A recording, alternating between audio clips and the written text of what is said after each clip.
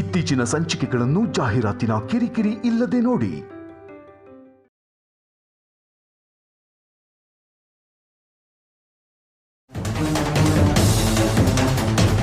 Mummy, ಶ್ಯಾಮನ್ ನೋಡಿದ್ರಾ? ಇಲ್ಲಪ್ಪ. ಒಳಗಡೆ ಏನೋ ಕೆಲಸ ಮಾಡ್ತಿರ್ಬೇಕು ಅಖಿಲ್. ಮನೆಯೆಲ್ಲ ನೋಡಿದೆ ಅದಕ್ಕೆ, ಅವಳೆಲ್ಲೂ ಕಾಣ್ತಿಲ್ಲ. ಹೌದಾ? ಕಾಣಿಸ್ತಿಲ್ವಾ? ಅಂದ್ರೆ ಮನೆ ಬಿಟ್ಟು ಹೋಗೇ ಬಿಟ್ಲಾ?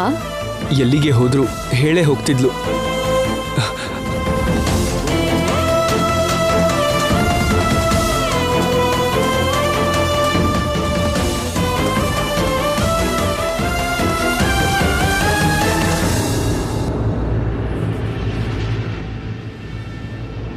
ಫೋನ್ ಕೂಡ ಸ್ವಿಚ್ ಆಫ್ ಆಗಿದೆ. ಯಾರಿಗೂ ಹೇಳ್ದಂಗೆ ಎಲ್ಲಿಗೆ ಹೋಗಿರ್ತಾಳೆ?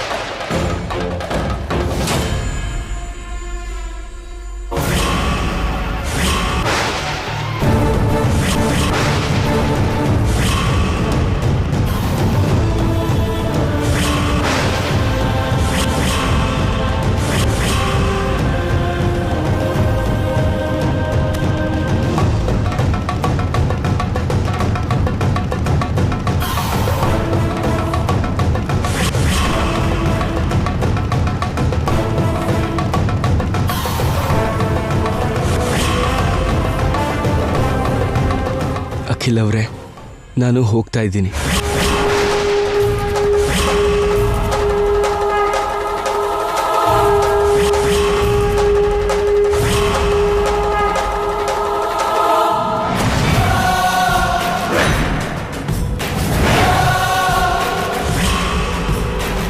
ಮನೆ ಬಿಟ್ಟು ಹೋಗ್ತಾ ಇದ್ದೀನಿ.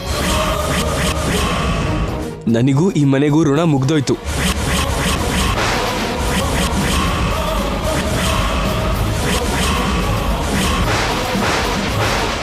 ಅತ್ತೆಗೆ ನನ್ನ ಮುಖ ತೋರಿಸೋ ಅರ್ಹತೆ ಕಳ್ಕೊಂಡಿದ್ದೀನಿ.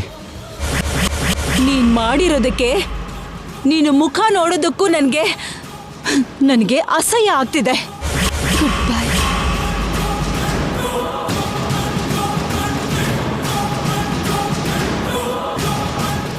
ಅದಕ್ಕೆ ಈ ಮನೆಯಿಂದ ಹೋಗ್ತಾ ಇದ್ದೀನಿ.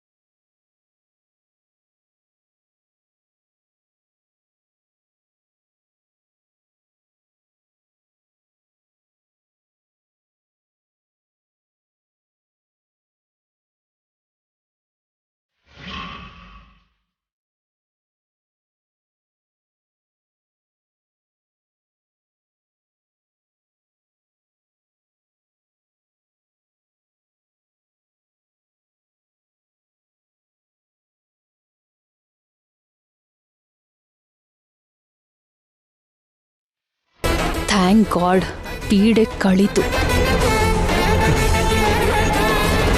ಏನ್ ಮಮ್ಮಿ ಇದು? ಯಾಕೆ ಇವಳು ಇಂಥ ನಿರ್ಧಾರ ತಗೊಂಡ್ಲು? ತನ್ನ ಮುಖ ನಿಮಗೆ ತೋರ್ಸಲ್ಲ ಅಂತಿದ್ದಾಳಲ್ಲ.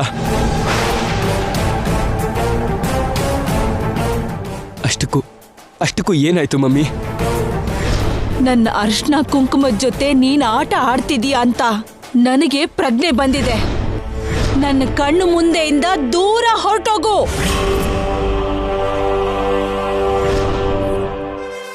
ಅತ್ತೆಗೆ ದೊಡ್ಡ ಅವಮಾನ ಆಗಿದೆ.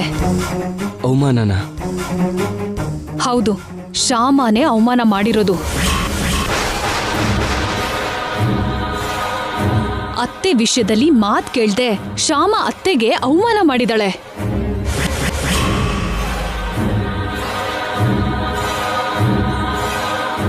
ಆ ನೋವಲ್ಲೇ ಅತ್ತೆ ನಿನ್ ಮುಖ ನನಗೆ ತೋರಿಸ್ಬೇಡ ಅಂತ ಅಂದ್ರು. ಅದು ತಪ್ಪಾ? ಏನೋ ಕೋಪದಲ್ಲಿ ನಿನ್ ಮುಖ ನನಗ್ ತೋರಿಸ್ಬೇಡ ಅಂತ ಅಂದ್ರೆ ನಿಜವಾಗ್ಲೂ ಮನೆ ಬಿಟ್ಟು ಹೊರಟೆ ಹೋಗ್ಬಿಡದಾ?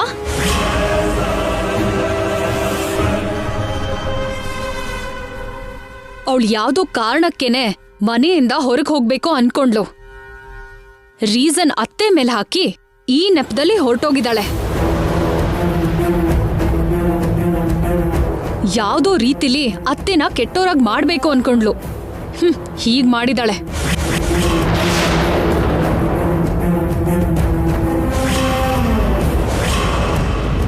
ಅತ್ತಿಗೆ, ಅವಳು ಹಾಗೆ ಮಾಡೋ ಹುಡುಗಿ ಅಲ್ಲ. ಯಾವುದೋ ನೆಪ ಇಟ್ಕೊಂಡು ಹೊರಟು ಹೋಗೋಳಂತೂ ಖಂಡಿತ ಅಲ್ಲ. ಮಮ್ಮಿ ಮಾತಿನ ವರ್ಷೆಗೆ ಅಂದ್ರೂ ಕೂಡ ಮಮ್ಮಿಗೆ ನೋವು ಕೊಡಬಾರ್ದು ಅನ್ನೋ ಉದ್ದೇಶಕ್ಕೆ ಅವಳು ಹೊರಟು ಹೋಗಿರ್ತಾಳೆ.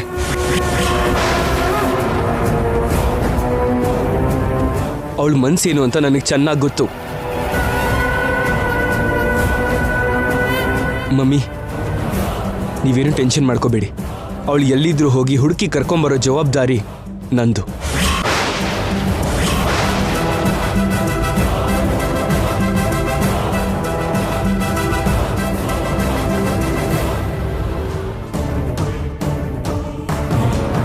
ಅವಳು ನಮ್ಮ ಮನೆಗೆ ಕರ್ಕೊಂಡು ಬಂದ್ರೆ ನನಗೆ ಮತ್ತೆ ತಲೆನೋವು ಶುರುವಾಗುತ್ತೆ.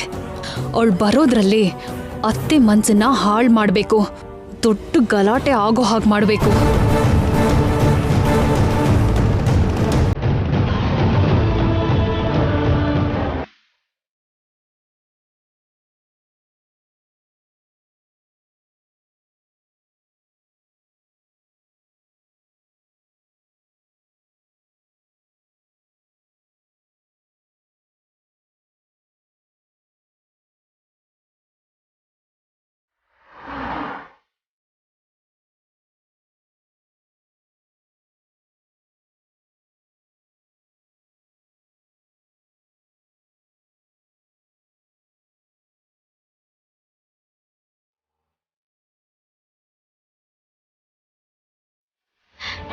ಯಾಕೆ ಕೃಷ್ಣ ಹೀಗ್ ಮಾಡ್ದೆ?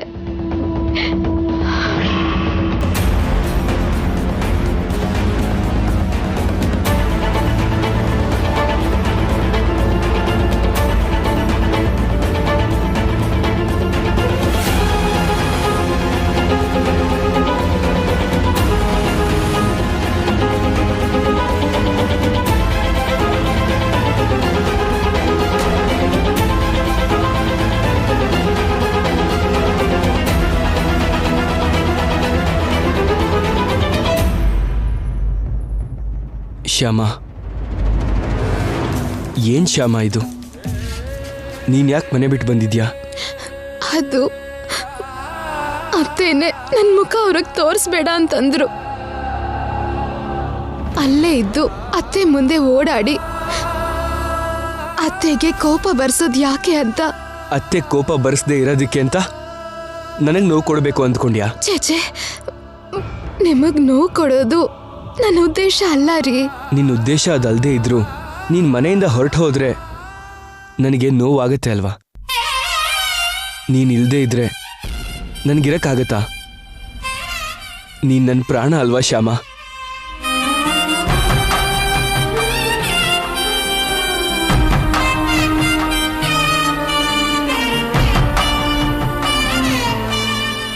ಯಾರಾದ್ರೂ ಪ್ರಾಣನೇ ಬಿಟ್ಟು ಹೊರಟು ಹೋಗ್ತಾರ ಶ್ಯಾಮ?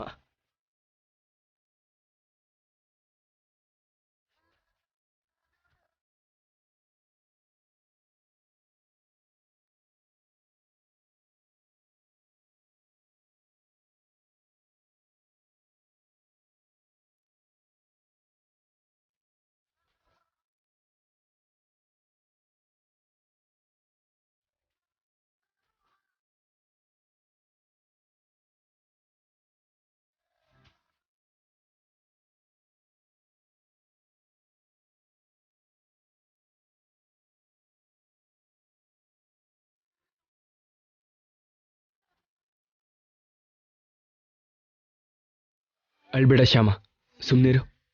ಅಲ್ಲಿ ಏನಾಯ್ತು ಅಂತ ಸರಿಯಾಗಿ ಹೇಳು. ಅದೇನಾಯ್ತು ಅಂದ್ರೆ ರೀ, ಮಾವ ಬೆಟ್ಟದ ಮೇಲೆ ವೆಂಕಟೇಶ್ವರ ಸ್ವಾಮಿ ದರ್ಶನ ಮಾಡಕ್ ಹೋದ್ರು. ನೀನ್ ಬೇಗ ಹೋಗಿ ಮಾವನ್ ವಾಪಸ್ ಕರ್ಕೊಂಡ್ ಬಾ. ಮಾವನವರು ಬೆಟ್ಟ ಹತ್ತೋದ್ ಬೇಡ ಅಂದಿದ್ದೆ, ಆದ್ರೂ ಅವರನ್ನ ಕರ್ಕೊಂಡು ಹೋದೆ. ಅದರಿಂದಾನೆ ಇವತ್ತು ಅವ್ರ ಜೀವ ಹೋಗೋ ಪರಿಸ್ಥಿತಿ ಬಂದಿದೆ. ಏನಿನ್ನು ಇಲ್ಲೇ ನಿಂತಿದ್ಯಾ? ಅತ್ತೆನೆ ಹೇಳಿದ್ರಲ್ಲ, ನಿನ್ ಮುಖ ನೋಡಕ್ಕೂ ಕೂಡ ಅಸಹ್ಯ ಆಗ್ತಿದೆ ಅಂತ. ಇದೇ ನಡೆದಿದ್ದು ರೀ. ಅತ್ತಿಗೆನೆ ನಿನ್ನ ಬೆಟ್ಟದ ಮೇಲೆ ಕಳಿಸಿ ನೀನ್ ಡ್ಯಾಡಿನ ಬೆಟ್ಟದ ಮೇಲೆ ಕರ್ಕೊಂಡು ಹೋಗಿದ್ಯಾ ಅಂತ ಸುಳ್ಳು ಹೇಳಿದ್ದಾರೆ ಅಂತ ಆಯ್ತು. ಅವ್ರು ತಪ್ಪು ಮಾಡಿ ನಿನಗೆ ಶಿಕ್ಷೆ ಆಗೋ ಹಾಗೆ ಮಾಡಿದ್ದಾರೆ ಅಂತ ಆಯ್ತು. ಇಷ್ಟು ಕಾಲ ಅತ್ತಿಗೆ ಎಷ್ಟು ತಪ್ಪು ಮಾಡಿದ್ರು ಕ್ಷಮಿಸಿದ್ದೀನಿ. ಆದ್ರೆ ಇವಾಗ ಡ್ಯಾಡಿ ವಿಷಯಕ್ಕೆ, ನಿನ್ನ ವಿಷಯಕ್ಕೆ ಮಾಡಿರೋ ತಪ್ಪನ್ನ ಕ್ಷಮಿಸಲ್ಲ, ಕ್ಷಮಿಸಬಾರ್ದು. ನಡಿ ಶ್ಯಾಮ.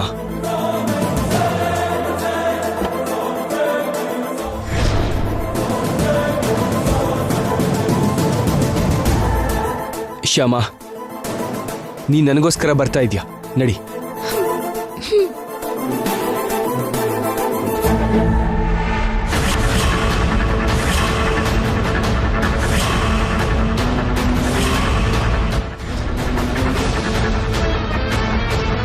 ಬೇಜಾರ್ ಮಾಡ್ಕೋಬೇಡಿ ಅತ್ತೆ, ಬೇಜಾರ್ ಮಾಡ್ಕೋಬೇಡಿ.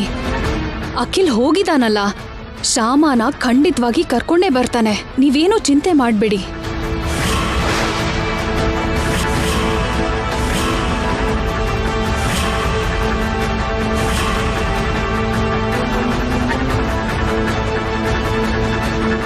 ಬೇಜಾರಾಗ್ದೆ ಹೇಗಿರುತ್ತೆ ಬಿಡಿ. ಯಾವ ಸೊಸೆನೂ ಯಾವ ಅತ್ತೆಗೂ ಕೊಡದೇ ಇರೋಂಥ ನೋವನ್ನ ಶ್ಯಾಮ ನಿಮ್ಗೆ ಕೊಟ್ಮೇಲೂ ಕೂಡ ನೀವು ಬೇಜಾರಾಗ್ದೆ ಹೇಗಿರಕ್ಕಾಗುತ್ತೆ?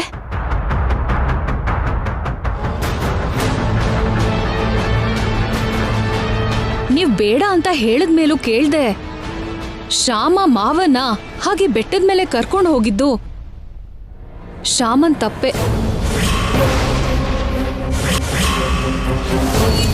ಮಾವಂಗಿರೋ ಆರೋಗ್ಯದ ಪರಿಸ್ಥಿತಿ ಗೊತ್ತಿದ್ದು ಕೂಡ, ಅವ್ರ ಬೆಟ್ಟ ಗುಡ್ಡ ಹತ್ಬಾರ್ದು ಅಂತ ಗೊತ್ತಿದ್ದು ಕೂಡ ಮಾವನ್ನ ಬೆಟ್ಟದ ಮೇಲೆ ಕರ್ಕೊಂಡು ಹೋಗಿದ್ದು ಶ್ಯಾಮನ್ ತಪ್ಪೆ.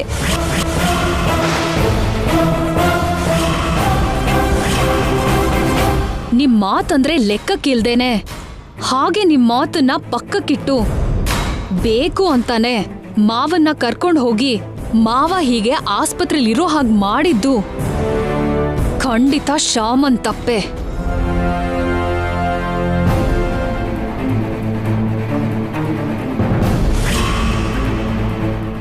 ಆ ತಪ್ಪನ್ನ ಹೇಗಾದ್ರೂ ಕ್ಷಮಿಸ್ಬೋದು, ಆದ್ರೆ ಹೀಗೆ ಮನೆಯಿಂದ ಹೋಗಿದ್ ಮಾತ್ರ ತುಂಬಾ ತುಂಬಾ ದೊಡ್ಡ ತಪ್ಪು,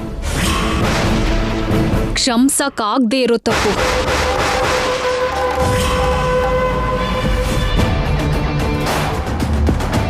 ಅಲ್ಲ, ಆನಂದ ಗಜಪತಿ ವರ್ಮಾ ಹೆಂಡ್ತಿ ವಸಂತದೇವಿ ನೀವು.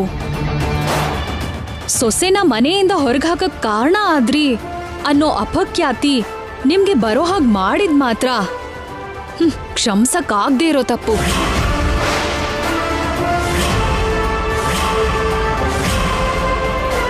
ಸೊಸೆನ ಮನೆಯಿಂದ ಕಳ್ಸಿರೋ ಅತ್ತೆ ಅಂತ ನೀವು ನಿಮ್ ವಂಶ ಚರಿತ್ರೆಯಲ್ಲೇ ಶಾಶ್ವತವಾಗಿ ನಿಲ್ಲೋ ಹಾಗೆ ಮಾಡಿದಳೆ ಆ ಶ್ಯಾಮ.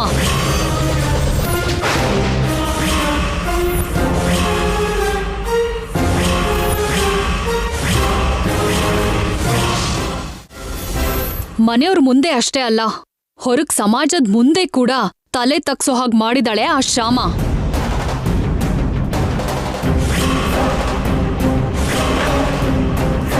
ಎಲ್ಲರ ದೃಷ್ಟಿಲೂ ಕೂಡ ನಿಮ್ಮನ್ನ ಕೆಟ್ಟೋರಾಗಿ ಮಾಡಿದಾಳೆ ಆ ಶ್ಯಾಮ.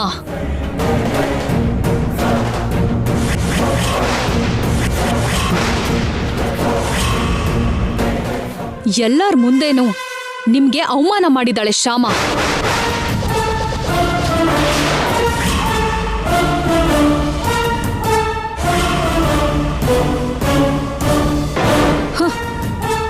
ಕೊನೆಗೆ ಅಖಿಲ್ ದೃಷ್ಟಿಲೂ ಕೂಡ ನಿಮ್ಮನ್ನ ಕೆಟ್ಟೋರನ್ನಾಗಿ ಮಾಡಕ್ಕೆ ಹೀಗೆ ಮನೆಯಿಂದ ಹೋಗಿದಾಳೆ ಶ್ಯಾಮ.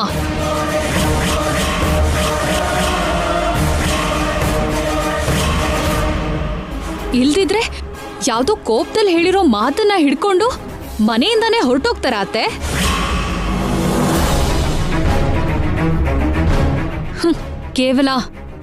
ಕೇವಲ ನಿಮ್ಗೆ ಕೆಟ್ಟ ಹೆಸರು ಬರ್ಲಿ ಅಂತಾನೆ ಹೀಗ್ ಮಾಡಿದಾಳೆ ಆ ಶ್ಯಾಮ.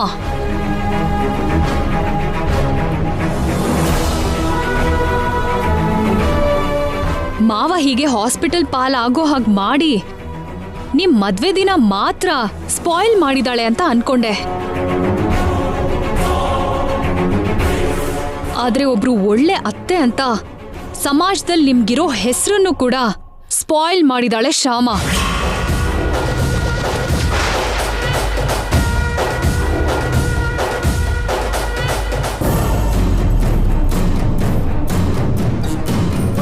ಸೊಸೆಯರನ್ನ ಮಕ್ಳ ಹಾಗೆ ನೋಡೋ ಒಳ್ಳೆ ಮನ್ಸಿರೋ ಅತ್ತೆ ಆಗಿರೋ ನಿಮ್ಮನ್ನ ಸೊಸೆಂದ್ರಿಗೆ ಬರೀ ಹಿಂಸೆ ಕೊಡೋ ಗಯ್ಯಾಳಿ ಅತ್ತೆ ತರ ಎಲ್ರ ಮುಂದೆ ನಿಲ್ಸಿದಾಳೆ ಆ ಶ್ಯಾಮ.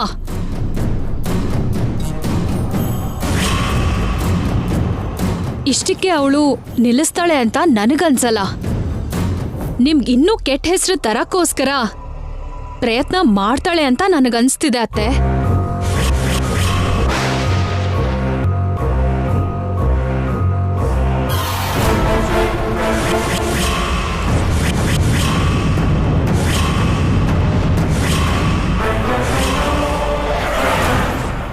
ಮೈ ಮೇಲೆ ಪೆಟ್ರೋಲ್ ಹಾಕೊಂಡು ಬೆಂಕಿ ಹಚ್ಕೊಂಡ್ ಹಾಗೆ ನಟಿಸ್ತಾ ನನಗೆ ನನ್ನ ಅತ್ತೆ ಪೆಟ್ರೋಲ್ ಹಾಕಿ ಸುಡಕ್ ಬಂದ್ರು ಅಂತ ಹೇಳಿ ಮೀಡಿಯಾ ಮುಂದೆ ನಾಟಕ ಮಾಡಿದ್ರು ಮಾಡ್ತಾಳೆ ಆ ಶ್ಯಾಮ.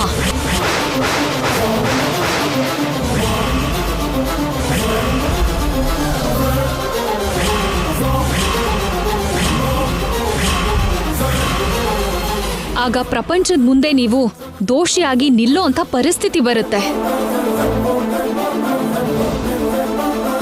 ಪ್ರಪಂಚದ ಜೊತೆಗೆ ಅಖಿಲ್ ಕೂಡ ಅದೇ ನಿಜ ಅಂತ ನಂಬ್ತಾನೆ. ಹಾಗೆ ಅಖಿಲ್ನ ನಿಮ್ಮನ್ನ ದೂರ ಮಾಡ್ತಾಳೇನೋ ಅಂತ ನನಗ್ ಭಯ ಆಗ್ತಿದೆ ಅತ್ತೆ.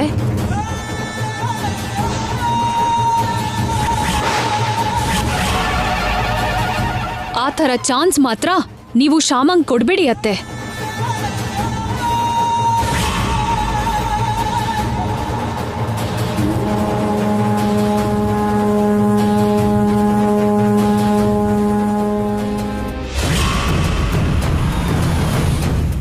ನೀವ್ ಮಾತ್ರ ಎಲ್ಲೂ ತಲೆ ತಗ್ಗಿಸ್ಬೇಡಿ ಅತ್ತೆ.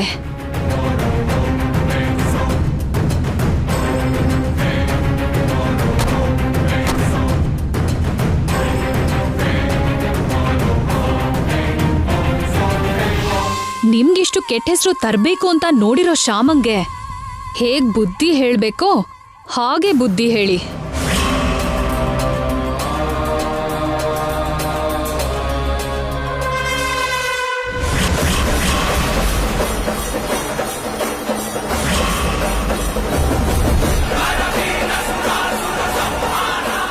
ಅಲ್ನೋಡಿ ಅತ್ತೆ, ಬರ್ತಾ ಇದ್ದಾರೆ.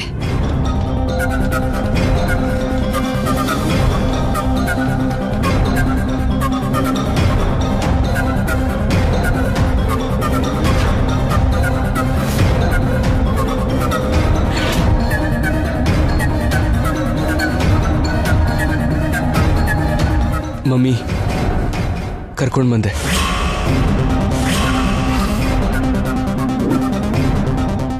ಶ್ಯಾಮನ ಕರ್ಕೊಂಡು ಬಂದೆ ಮಮ್ಮಿ.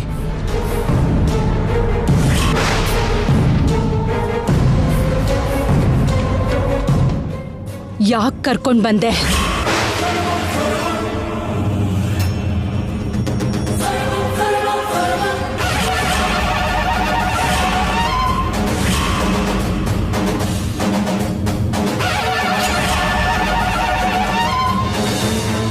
ನಾನು ಗಯ್ಯಾಳಿ ಅತ್ತೆ ಅಂತ ನಿರೂಪಿಸೋಕೆ ಅವಳಿಗೆ ಇನ್ನೊಂದು ಅವಕಾಶ ಕೊಡಕ್ಕೋಸ್ಕರ ಇವಳನ್ನ ಇಲ್ಲಿ ಕರ್ಕೊಂಡ್ ಬಂದ್ಯಾ?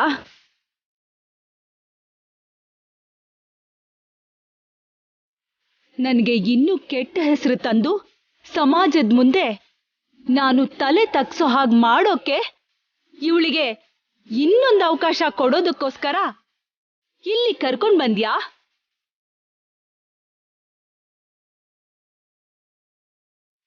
ಅತ್ತೆ ಕೊಡ್ತಿರೋ ಟಾರ್ಚರ್ನ ತಡ್ಕೊಂಡು ಕೂಡ ಅವಳು ಇನ್ನೂ ಅತ್ತೆ ಮನೇಲೆ ಇದಾಳೆ ಅನ್ನೋ ದೊಡ್ಡ ಹೆಸರು ಅವಳಿಗೆ ಬರ್ಲಿ ಅಂತ ಅವಳಿಗೆ ಇನ್ನೊಂದು ಅವಕಾಶ ಕೊಡ್ಬೇಕು ಅಂತ ಮತ್ತೆ ಇವಳನ್ನ ಕರ್ಕೊಂಡ್ ಬಂದ್ಯಾ?